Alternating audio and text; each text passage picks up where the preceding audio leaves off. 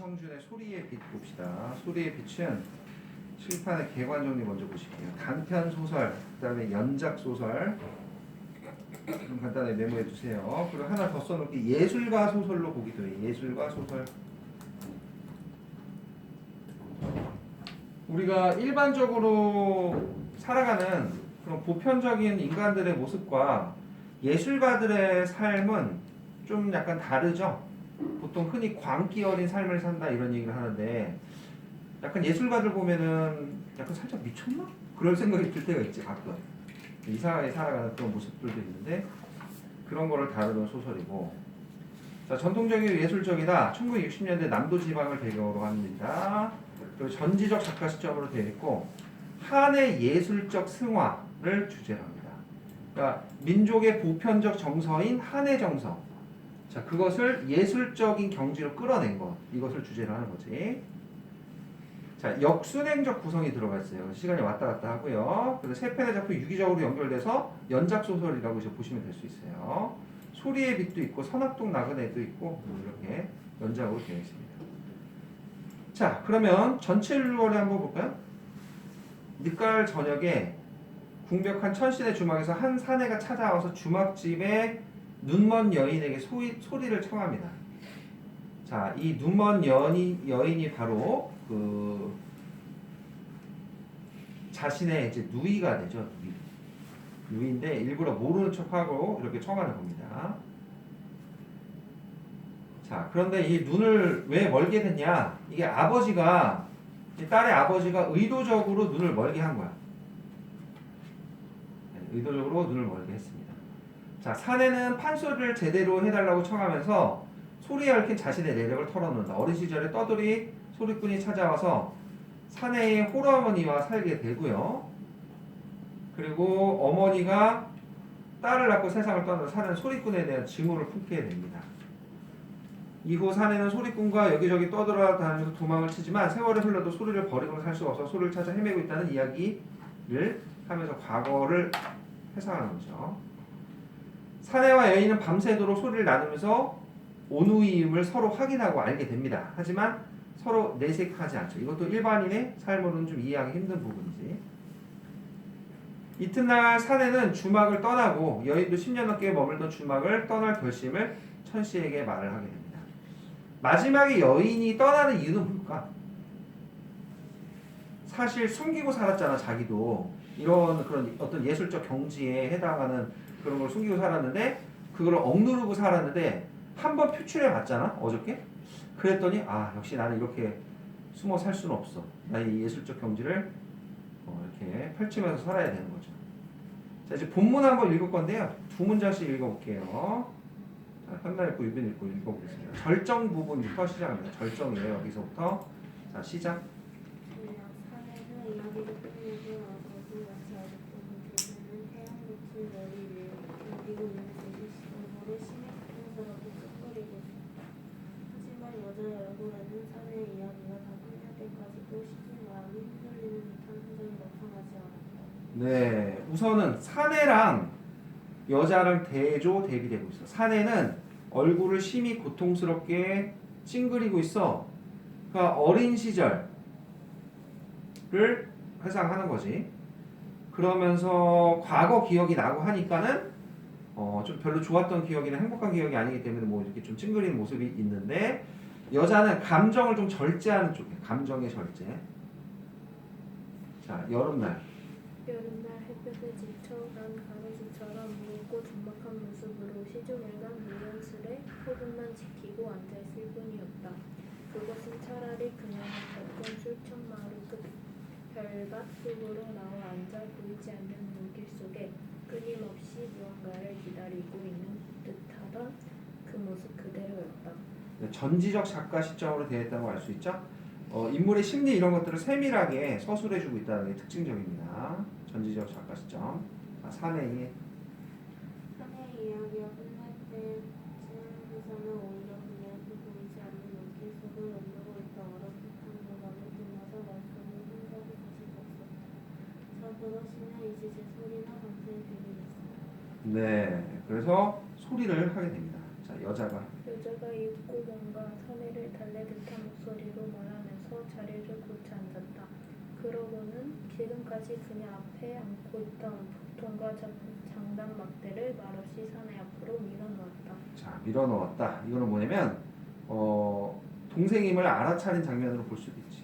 그래, 너 소리 듣고 싶어? 북 좀 쳤어? 그래, 한번 쳐봐. 맞춰보자. 얘보자. 자, 소리를. 성의들은 여기는 이제부터 장난을 좀 잡아가려는 심리였다. 자, 심리 제시가 세밀하다고 그랬죠? 심리 제시가 세밀한 무슨 시점이라고? 전지적 작가 시점이라고. 성의들은 어느 사람에게 흥미한 일이었다. 그 정도 밥값은 해야지 이런 얘기야. 자, 여자는 여자는 손님의 솜씨를 믿는 얼굴이었다. 너 소리를 좀 들을 줄 알면 너 좀 북도 좀 칠 수 있겠네 이거지. 여자의 갑작스러운 질문에 이번에는 오히려 사내 쪽의 뜻밖의 모양이었다. 여자가 밀어붙는 복통을 앞에 한 사내의 용기는 도대체 일을 더하고 강하게 하는 듯이 역력했다. 하지만 그 보이지 않는 여자의 눈길은 거의 일방적으로 손님의 밤에 오고 있는 시기였다. 하도 오래 손을 잡아본 일이 없어서 내 장난이 자네 손에 잘 맞아 들릴지 모르겠네. 사내도 마침내 여인을 피할 수 없다고 생각한 듯 풍선이 자기 앞으로 고통을 끌어갑니다. 네, 그래서 여자는 노래를 하고 남자는 북을 치기로 합니다. 자, 그로부터 여자와 술손은 다시 소리로 꼬박하는 신세를 하였다. 여자는 이제 숨이 짧은 바다에서 본격적인 헛소리 가락으로 손님을 휘어잡아 나갔다. 쑥대머리 귀신 형용 장목 옷방 한 자리에서부터 춘향가의 옥중비가 한 대목으로 넘어가고 흥부가 중에 흥부 매품팔이며 침대 한탄 늘어놓는 진양 조한 가락을 엎어내고 수공가로 적벽가로 명인 명창들의 이름난 더분들을 둘 불러 돌아간 후에 나중에는 시청가의 신봉사 황성길 찾아가는 처량한 전동까지 끈질기게 소리를 이어갔다. 네, 일단 여기까지 무슨 내용인지 한번 알려드릴게요. 레파토리가 있는 거야. 그러니까 너네 공연장을 갔어. 공연장을 가면은 그 가수가 주로 하던 그 노래의 어떤 플레이리스트가 있겠지, 그지? 그래서 공연 리스트를 이제 레파토리라고 이제 많이 하는데 이 여자는 이제 어떤 부분을 하냐면 춘향가도 하고 흥보가도 하고 수궁가도 하고 적벽가도 하고 심청가까지 하는 거야. 특히나 심청가는 어떤 그런 의미가 들어가 있을까요? 약간 아버지에 대한 그리움도 있고 눈먼 처지에 대한 답답함도 있고 자 심청가 동그라미하고 별표하시고 감정이입까지 되겠죠? 솔직히 너네 뭐 눈이 멀어본 경험이 없잖아, 그지? 하루만 너네가 눈 감고 다닌다고 생각을 해봐. 얼마나 불편하겠어. 여기저기 부딪히고 막 불편하고, 그죠? 자, 감정이입까지 될 겁니다. 그리고 여기서 알 수 있는 판소리의 어떤 특징을 좀 알려줄게. 판소리는 사실 좀 몇 가지의 특징이 있는데 공연 본 적 없겠지만 선생님도 진짜 라이브로 본 적은 없거든. 근데 대체적으로 판소리는 부분의 독자성이 강해. 부분의 독자성. 무슨 얘기냐면 전체의 유기적인 구성보다 부분의 독자성이 중요한 거야. 왜냐면 판소리가 되게 길거든. 완창이라고 해. 처음부터 끝까지 하는 거야. 공연을. 이게 보통 한 기본 8시간 이상이야. 8시간 이상. 그럼 한번 생각을 해보세요. 이거 하려면은 하는 사람도 진짜 막 거의 죽어나가고 보는 사람도 지쳐. 그치? 그래서 관객들은 어떻게 하냐면 이 공연자가 재밌는 부분을 따로 따서 그 부분만 하이라이트로 짤막짤막하게 공연을 하는 거야. 뭐 예를 들어서 춘향가 저기 있죠. 쑥대머리 뭐 하는 그런 거 있잖아. 그런 거 유명한 거 그런 거 하든지 뭐 춘향가에서 나온 매품팔이를 하든지 뭐 그런 것들 있죠. 이런 걸 얘기하는 거예요. 그래서 여기서 알 수 있는 판소리의 특징은 부분의 독자성이 있다. 그리고 사람마다 뭐 이 명창 판소리를 하는 명창 누구누구는 쑥대머리를 잘하는 누구누구시다. 뭐 이런 식으로 해서 특별히 잘하는 그 부분들이 있어. 사람마다 이걸 뭐냐 던음이 직접 됐다 이런 표현을 쓰기도 합니다. 그래서 좀 어려운 말이지만 이런 용어를 쓰기도 하고 있고요.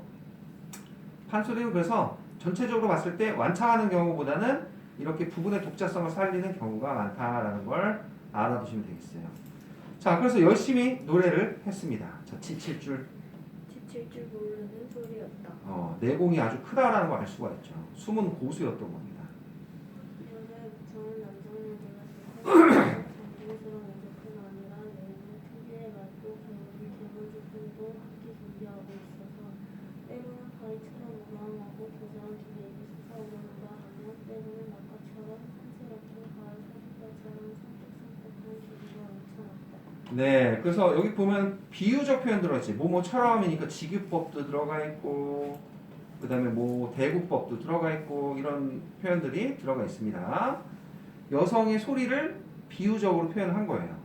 자, 이게 바로 어떤 서편제의 특성이라고 이제 볼 수가 있는데, 그 지난주에 선생님이 좀 영화 얘기하면서 영화 서편제 얘기하면서 살짝 얘기해줬지만, 서편제는 남성의 판소리라고 여성의 판소리라고 여성적이라고 좀 강인함이 묻어난다고 섬세함이 묻어난다고 섬세함이 묻어난다고 어떤 여인의 한의 정서 이런 것도 있잖아.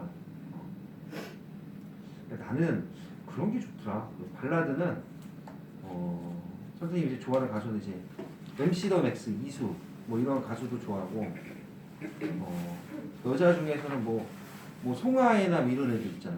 물론 내용 너무 유치해. 가사는 알아. 우리 아들 뭐 가사 막 따라하고 가끔 아주 가끔 뭐 그러더라고. 노래 따라하고 뭐 혼술하고 싶은 밤 뭐 미소식 어쩌고저쩌고 뭐 이런 것들 있잖아. 가사는 좀 유치한데 그거를 남자 목소리로 부르면 약간 앵앵거리는 느낌일 거야. 근데 이게 여성의 목소리를 통해서 고음으로 이렇게 딱 전달하니까 뭔가 애절함이 묻어나는 그런 느낌들이 좀 있다라는 거죠. 네, 그래서 여성의 소리의 어떤 특성 이런 것들을 드러낸다고 보시면 될 것 같아요. 자, 가파른.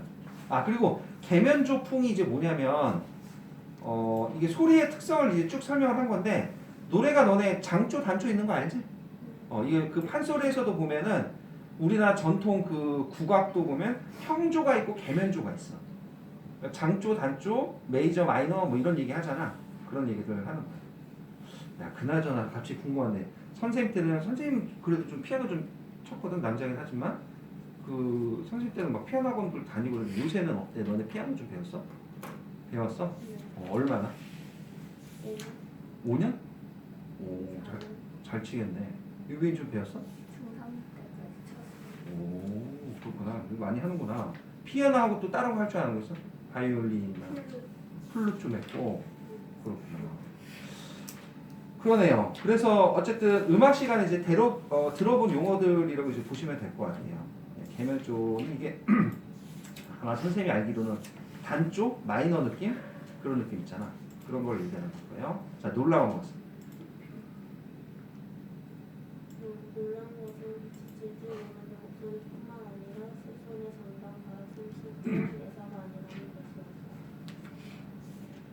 춘향 옥중과 한쪽의 것이요. 후두가 매끈 빨이 나가는 신세 타령한 대목은 어떠시오. 너희는 소리를 한 조금씩 시작할 때마다 분명히 손님에게 의견을 묻고 있다.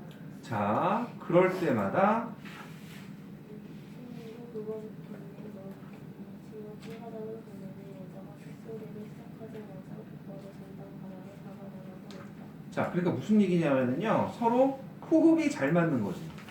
환상의 콤비라는 거야. 환상의 콤비. 원래 판소리는 혼자서 안 하는 거 알지? 둘이서 해야 되는 거야. 뭐가 있어? 노래하는 사람을 창자라고 그러지. 그리고 북치는 사람을 뭐라고 해? 고수라고 해. 물론 창자가 메인이야. 노래하는 사람이. 그런데 북치는 사람도 중요한 일을 하잖아. 중간에 얼씨구 뭐 이런 것들 하지. 이걸 뭐 한다고 그러지? 추임새 넣는다고 그러지. 아시죠? 들어보셨을 거예요. 그러니까 북치는 사람도 각자의 역할이 있는 거야. 자, 그 다음 보죠. 느리거나 빠르거나 여자의 소리만 시작되면 사내는 마치 장단에 미리 외우고 있던 것처럼 솜씨가 익숙했다. 네, 솜씨가 익숙했다. 그러나 손님이고 여자고 새삼스레 상대편의 솜씨를 놀라워하는 빛은 전혀 서로 내색을 하지 않았다. 서로 내색하지 않았다. 이거 뭘까요? 암묵적으로 온누이임을 확인함. 말은 안 했어. 말은 안 했지만 오빠구나. 아니면 내 동생이구나. 이런 것들 내 누나구나 이런 것들을 알고 있다는 거지. 자, 여인과 여인과 손님은 끊임없이 소리를 하고 장난을 몰아나갈 뿐이었다. 어이가리 흥성만리라 어이가리. 자, 노래인데요. 이게 어이가리 황송말리 어이가리 AA BA 구조 나와 있네요. A B 어이가리를 A로 놓고 보면 같은 게 세 번 나오는 거 반복법으로 보실 수 있겠죠? 운율이 형성되는 거고 아까 그 얘기 안 했구나. 그 얘기를 하다가 여기 보면은 아까 계면조는 설명했고 그리고 아까 장단 뭐 나왔었는데 진양조 장단 나오지 않았냐? 어디 있었지?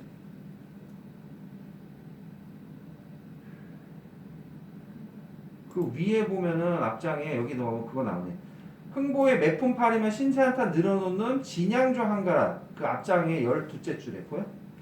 네, 진양조 한가라인데 진양조는 빠른 장단이게 느린 장단이게? 제일 느린 장단이야. 알아봐. 진양조는 뭐라고? 제일 느린 장단. 제일 빠른 장단은 휘모리 장단이라고 합니다. 휘모리 장단. 그리고 이제 노래를 하는데요. AABA 나왔고요. 오늘은 오늘은 가다 어디 가서는 내일은 가다 어디 가서. 네, 배구법 들어가 있고요. 그리고 어이가리라는 어떻게 갈 수 있겠냐 이런 얘기죠. 서리적 표현, 탄식 이렇게 볼 수도 있겠고요. 자, 더듬더듬 더듬으며 상관없이 올라가기. 오늘 삼복지는 거기서 부선 것보다 흘러 비거지. 네. 자, 슬픈 장면이야. 그럼 너네가 작곡자라고 생각을 해봐. 신봉사가 길을 올라가는 대목이거든. 황성길을 올라가는 대목이야. 자, 빠른 장단어 올려, 느린 장단어.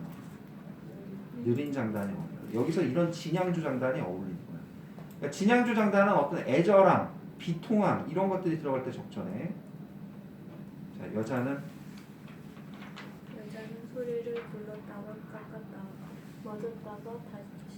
멎었다가 풀었다가 하면서 온갖 변화무쌍한 조화를 이끌어냈고 손님에 대해서도 때로는 장단을 딛지 않고 교묘하게 그 사이를 빠져 넘나 등강하며 때로는 장단을 건너가는 것부침을 빚어내어 그 손실을 마음껏 즐기게 하였다. 일단 변화무쌍 중요하겠죠. 변화무쌍. 단조로우면 안 되잖아. 변화무쌍한 거야. 그리고 장단을 건너가는 엇붙임 이게 뭐냐면 엇박인 건데 뭐 너네 뭐 국거리 장단도 있고 뭐 세마치 장단도 있고 뭐 여러 장단들이 있는데 이 어쨌든 장단은 박자란 말이야. 박자. 근데 박자가 쿵짝 쿵짝 쿵짝 이렇게 정박으로 갈 수도 있지만 쿵짝 짝 쿵짝 쿵짝 쿵짝 쿵짝 이런 식으로 엇박도 간단 말이야. 이런 것들을 섞어 쓰는 거야. 그럼 어떤 긴장감을 주겠지. 긴장감. 그러니까 들었다 놨다 하는 거지. 들었다 놨다. 자, 그것은 마치 소리와 장단이 서로 몸을 대지 않고 능히 상대편을 즐기는 음양간의 막힌 희롱과 같은 것이었고 희롱이라기보다는 그 몸을 대지 않고 소리와 장단을 기묘하게 틈이 없는 호응과 같은 것이었다. 네, 모모 같은 것이었고 비유적 표현. 그다음에 모모라기보다 모모 같은 것이었고 그래서 대구법도 들어가 있고 비유법도 들어가 있고 합니다. 자, 한마디로 뭐냐면 소리와 장단의 조화를 통해서 자, 소리, 여자의 소리와 남자의 장단의 조화를 통해서 뭘 하고 있습니까? 육체적 교감? 이건 아닌 거지. 정신적 교감을 하고 있다는 거야. 근데 여기 포옹은 세모하셔도 될 것 같아요. 자, 왜냐면 이 포옹은 비유적인 표현이라서 그런 거긴 한데 육체적인 포옹이 중요하다는 것 같아. 이 사람은 정신적 교감이 중요하다는 것 같아. 정신적 교감이 중요하다는 거야. 누나 하면서 이렇게 끌어안는 것보다 이게 더 강렬하게 서로를 느낄 수 있다는 거야. 알겠죠? 하지만 교묘한 성향 속에서도 성인과 여인이 역시 논란이 없었다. 성인 중에 무슨 변화가 있다면 그는 여자의 소리에서 어렸을 적 그의 흑덩이를 다시 만나 흑덩이의 푸른 여기를 무서워진다고 던져내듯 일그러진 얼굴에 땀방울이 솟아나고 있다는 것과 그리고 그 여기에 서오르면서 헐떡헐떡 짖은 소리를 힘겹게 깨물어 삼키고 있다는 것입니다. 네, 우선은 놀라움이 없었다라는 표현은 익숙함을 드러내는 거죠. 익숙함.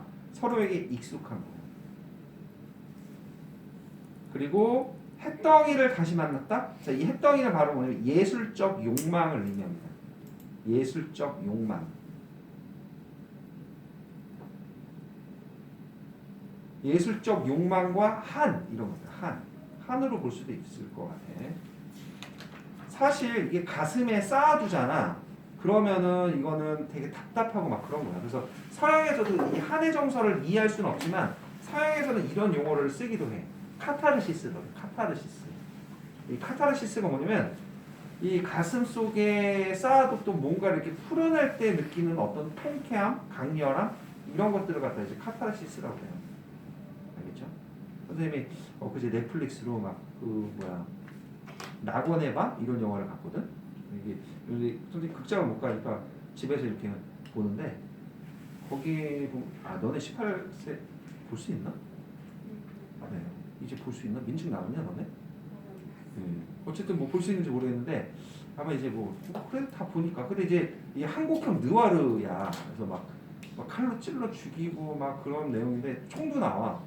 근데 이제 막 영화니까 뭐 그렇지 뭐 긴장감이지 막 이렇게 더해지면서 주인공이 막 처음엔 막 당하고 죽고 막 다치고 그러다가 나중에 복수를 하는 거야. 이 전여빈이라고 여자 배우가 있는데 그 빈센조 나오는 그 여자가 총을 잘 쏘거든. 그래서 마지막에 이 조폭들 그냥 막 총을 다 쏴서 죽이거든.